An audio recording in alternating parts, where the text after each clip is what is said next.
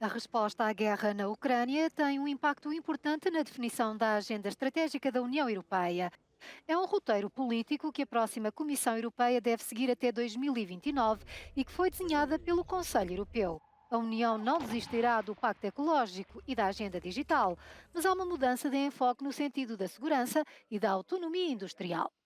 Now, the green transition, green policies are taking another spin. In Europe, they are put at the service of competitiveness on the one hand and security on the other, which makes sense because over the last 5 years we have done a lot of legislation with the European Green Deal and now we need to turn into implementation. Uma Europa forte e segura e uma Europa próspera e competitiva são os principais motores da agenda. Estas ideias deverão ser materializadas numa maior capacidade industrial em termos civis e militares, também para reduzir a dependência do principal aliado, os Estados Unidos. There is another element which is very important here, which is, of course, the US election. And what happens if Trump is back at the White House, and what happens to Europe in terms of its own defense capabilities in case of a, let's say, withdrawal or less support by the United States, also in the context of NATO. Os 27 líderes da União têm ambição, mas quais serão os recursos financeiros para transformar a agenda em realidade? First of all, we need to use the European budget in a better way. So there is the whole discussion about how is the new EU budget going to look like, how are we going to spend this money, and what is going to be the size of it. The second is the European Investment Bank, which will certainly play a greater role in the coming years when it comes to all these elements. And finally, new debt. Is there the possibility to create a new facility after the end of Next Generation EU in 2026? A agenda também inclui um capítulo denominado Europa Livre e Democrática para fortalecer o Estado de Direito. A adoção deste documento terá lugar durante a próxima Cimeira da União Europeia, a 27 e 28 de junho, em Bruxelas. A presidente da Comissão Europeia, Ursula von der Leyen, parece ainda estar a caminho de um segundo mandato, embora os líderes da União Europeia não tenham conseguido formalmente chegar a acordo sobre quem vai ocupar o cargo de presidente do Conselho Europeu e de chefe da política externa da União Europeia. Os chefes de Estado e de Governo do Bloco reuniram-se em Bruxelas pela primeira vez desde as eleições para o Parlamento Europeu para fazer um balanço dos resultados e discutir potenciais candidatos aos três cargos de topo. Além de von der Leyen, António Costa, ex-primeiro-ministro de Portugal, e Kaja Kallas, primeira-ministra da Estónia, são os outros dois nomes na corrida. O atual presidente do Conselho Europeu adiantou aos jornalistas no final do encontro que ainda há muito mais a discutir. It's just a good conversation. It goes in the right direction, I think, but there is no agreement tonight at this stage. The political parties are playing a role, and this is natural in such a political moment. They made proposals, and we will have the occasion in the days to come to work further and to prepare the decisions that we need to make. Well, expectations of an early breakthrough last night were deemed far too optimistic, but Ursula von der Leyen is still in pole position to become president of the European Commission for a second time around. However, negotiations will be tough, particularly with her chosen coalition partners, the Greens and the Socialists, who will want guarantees from her that she is committed to the centre holding and not tempted to move to the far right towards groups that have grown in number and in stature. Shona Murray, Euronews, Brussels.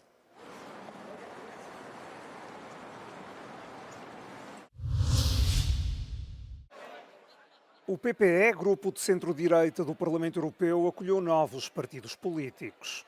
Um deles é o TISA de Péter Magyar, o principal opositor do primeiro-ministro húngaro Viktor Orbán.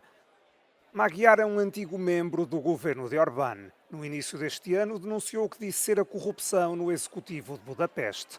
Com voz na Europa, diz que vai lutar para restaurar o Estado de Direito na Hungria.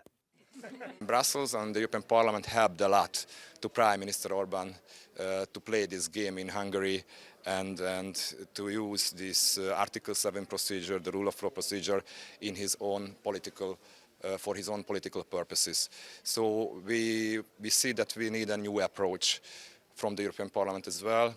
Our priority is to close the Article 7 procedure and to close the rule of law procedure and somehow to bring back home to Hungary the EU funds, which are crucial for the Hungarian small and medium-sized enterprises from the Hungarian farmer.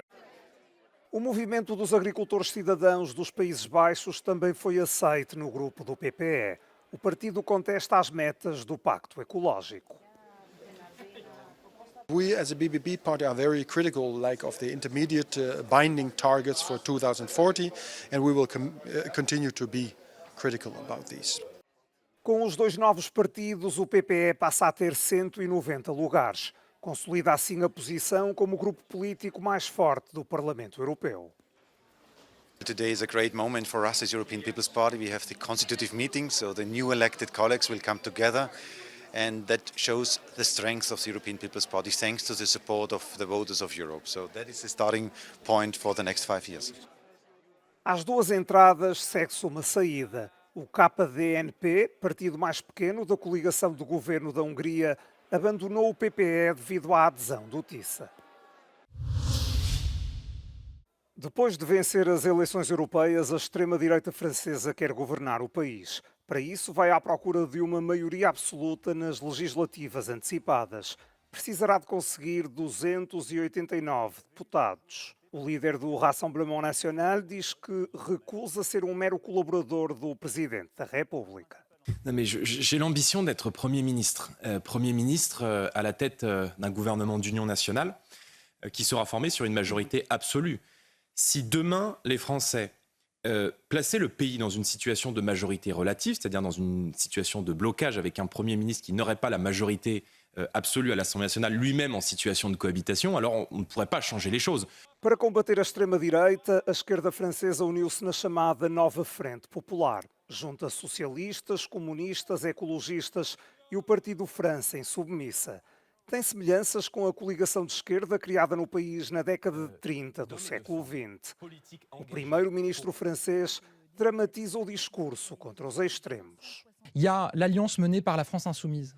Il y a l'alliance menée par le Rassemblement National, les extrêmes, qui serait une catastrophe, d'abord en termes de climat social dans le pays, parce que c'est la division à tous les étages, le conflit à tous les étages, mais une catastrophe aussi pour l'économie et pour l'emploi. O segundo mandato de Macron vai até 2027, mas o presidente francês perderia força se o Rassemblement National chegasse ao governo.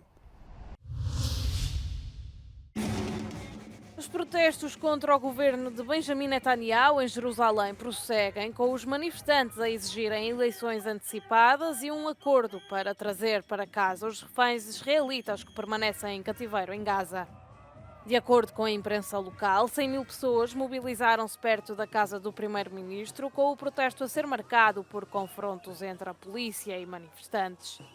Mais de 100 reféns foram libertados durante um cessar-fogo de uma semana entre Israel e o Hamas em novembro do ano passado, mas desde então os acordos para tréguas humanitárias não têm surtido efeito.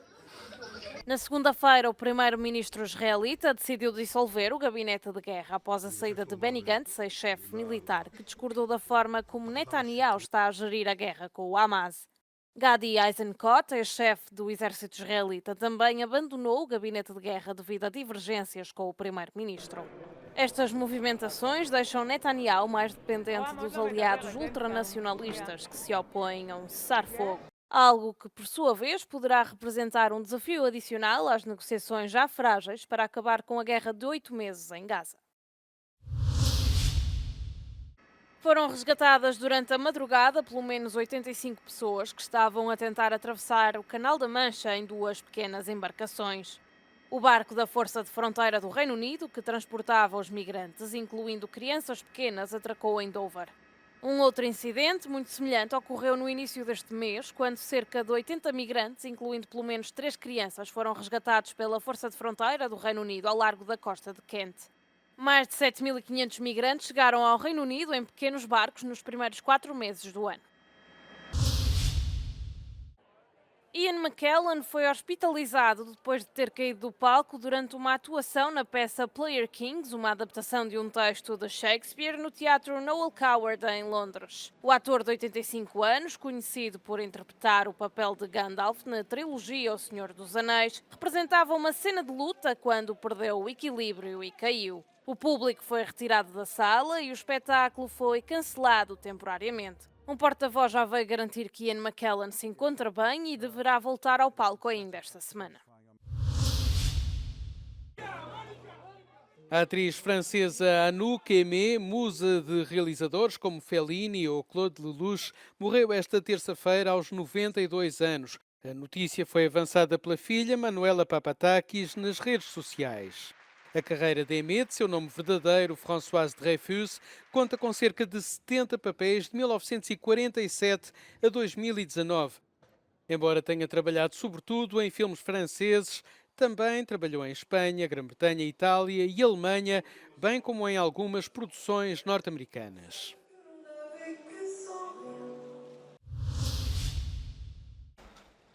A Bélgica é tradicionalmente um país produtor de cerveja, mas nos supermercados há cada vez mais oferta vinda de França. É que as cervejeiras francesas estão a produzir e a vender mais para o país vizinho. J'en bois parce que son goût est différent de ce qu'on peut trouver chez nous en tout cas. Je la trouve fraîche, avec un petit goût de citronné, elle me fait penser à la blanche.